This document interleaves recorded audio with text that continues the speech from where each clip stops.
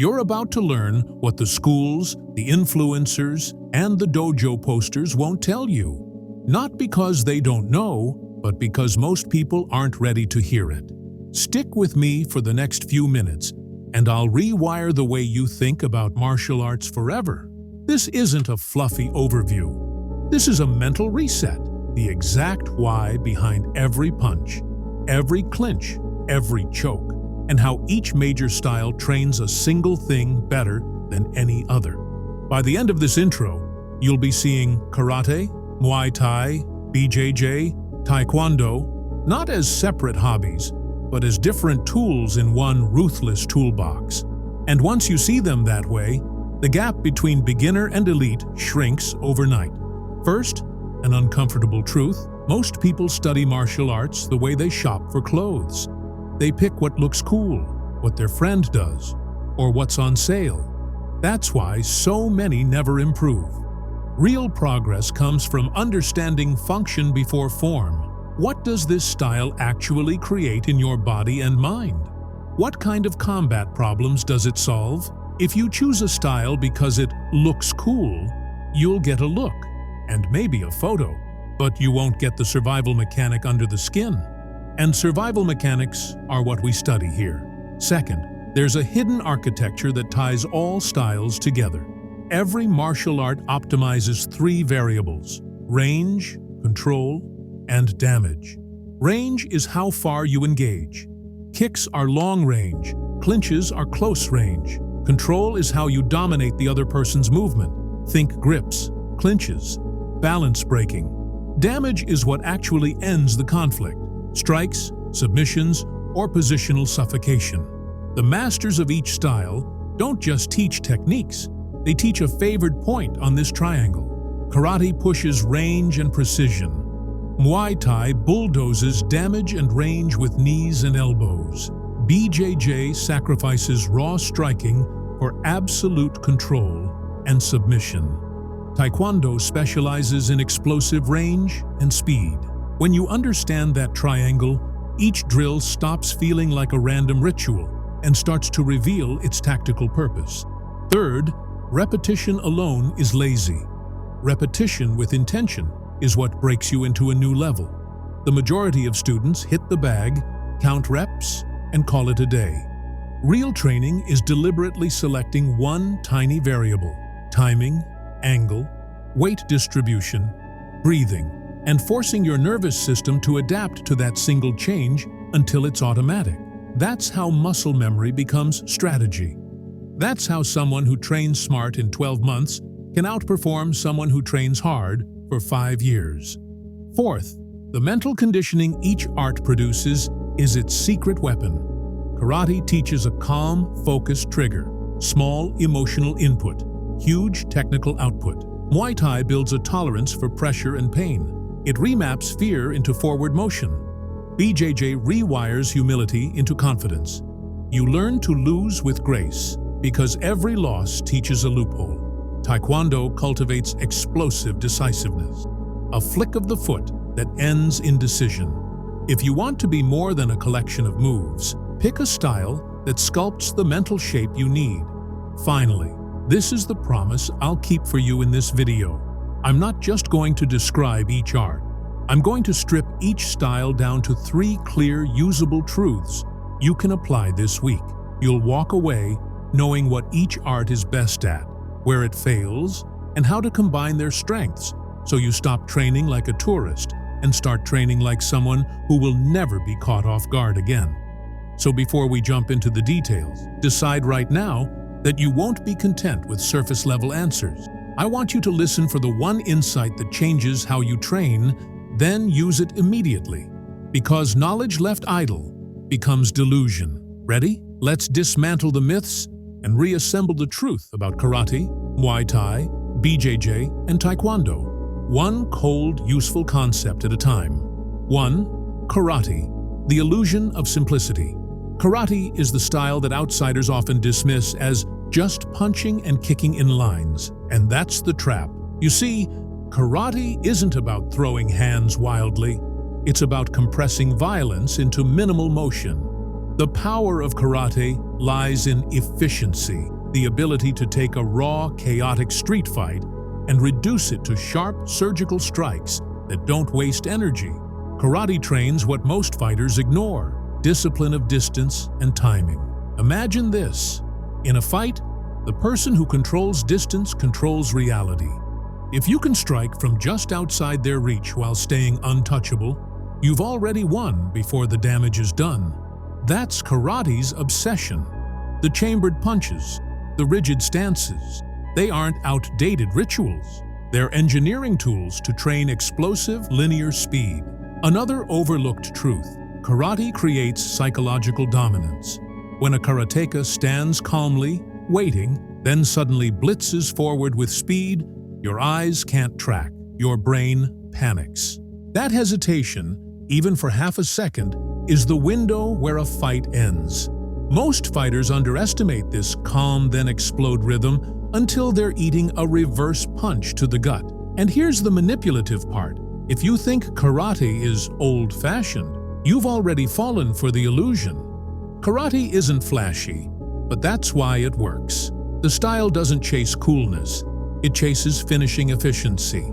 If you ever underestimated a karateka in a fight, you wouldn't realize the danger until you were already on the ground gasping for air. That's why karate, stripped to its essence, is the art of weaponizing simplicity. 2. Muay Thai, the art of total destruction. Now let's shift to Muay Thai, the polar opposite of karate's precision. Muay Thai isn't about clean elegance. It's about breaking the human body piece by piece until nothing functions anymore. And it earns the title Art of 8 Limbs because it turns every sharp edge of your body into a weapon: fists, elbows, knees, and shins. What makes Muay Thai brainwashing in its effect is the brutality of conditioning. You're not just learning techniques. You're learning to turn pain into a language. Your shins get deadened, your ribs get hammered, your lungs burn, and over time, you stop fearing pain. Do you realize what that means? A Muay Thai fighter doesn't just hurt you. They thrive in the exact environment where most people crumble. Muay Thai's clinch is another manipulative secret. The clinch isn't just a hug, it's a prison. Once you're trapped, you're not fighting anymore. You're a rag doll being pulled into knees, elbows, and sweeps. It's psychological torture. Every time you think you've escaped, another strike caves you in. That's why in Thailand, fighters can break opponents not by knockout, but by destroying their will to continue. And here's what separates Muay Thai from most arts. Consistency beats flash. No spinning tricks, no cinematic moves. Just raw, repetitive trauma. Low kick after low kick, body shot after body shot, until your structure collapses. That's why Muay Thai fighters look so terrifyingly calm in fights. They don't rush. They know every kick is shaving minutes off your ability to stand. If karate is the scalpel, Muay Thai is the sledgehammer. And in a real fight, the sledgehammer always leaves scars you'll never forget. 3. Brazilian Jiu-Jitsu, the gentle strangler. Brazilian Jiu-Jitsu on the surface looks slow. Rolling around on the ground, tying people up, it almost looks like wrestling for fun. But here's the brainwashing truth. BJJ is one of the most terrifying arts ever created because it attacks what no strike can: your ability to breathe. BJJ rewrites the fight equation entirely. Striking is about hurting someone until they stop. Jiu-Jitsu is about taking away choice. When someone gets you in a choke, no amount of toughness saves you. Your brain shuts off, your body collapses.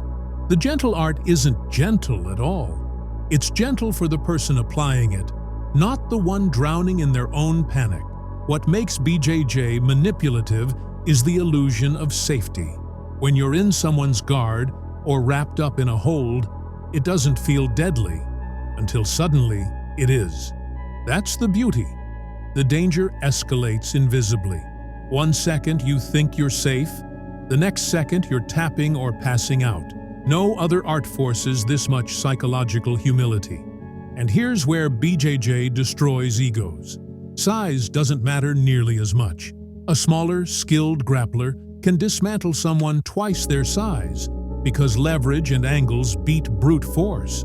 It's humiliating for untrained fighters, and that humiliation breaks people mentally. So if Muay Thai destroys your body, BJJ destroys your sense of control. And nothing feels worse in a fight than realizing you can't move, you can't breathe, and the only option left is to beg for release. That's why BJJ isn't rolling around. It's slow-motion execution.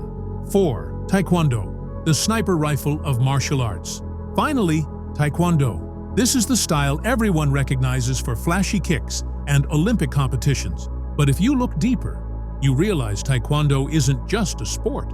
It's the martial art of explosive distance control. Taekwondo's obsession is the leg.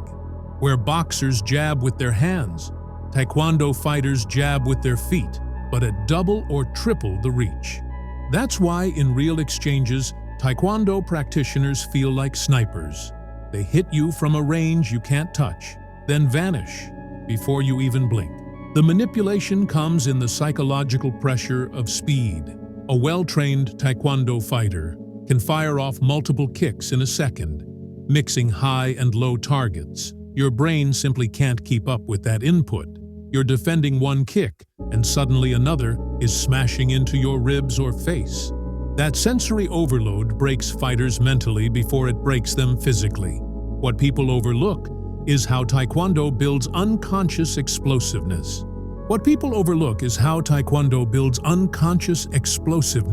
The constant bouncing, the quick pivots, the spring-loaded hips. They wire your nervous system to move like a trap waiting to spring. Even if you never use the flashy spinning kicks, the speed and timing you develop can make every strike in your arsenal 10 times deadlier. Of course, Taekwondo has weaknesses. Its handwork isn't as refined as boxing or Muay Thai. But remember, no martial art is perfect alone. If karate is the scalpel, Muay Thai the sledgehammer, BJJ the strangler, then Taekwondo is the sniper rifle. And when you combine precision sniping with the brutality of Muay Thai or the control of Jiu-Jitsu, you create something nearly unstoppable. That's the breakdown. 4 martial arts, 4 philosophies, 4 ways to reshape your body, mind, and combat reality.